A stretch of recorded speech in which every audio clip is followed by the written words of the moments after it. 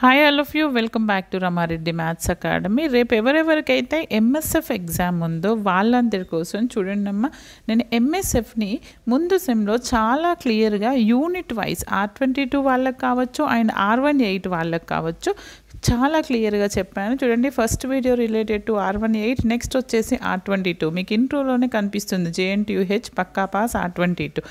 నేను ఈ videos link అనేది ప్రతి ఒక్కరికి ఈ వీడియో కింద డిస్క్రిప్షన్లో ఇస్తున్నాను చూడండి అమ్మ. బట్ హౌ టు పాస్ అనేది యూనిట్ వైజ్ చెక్ చేసుకోండి.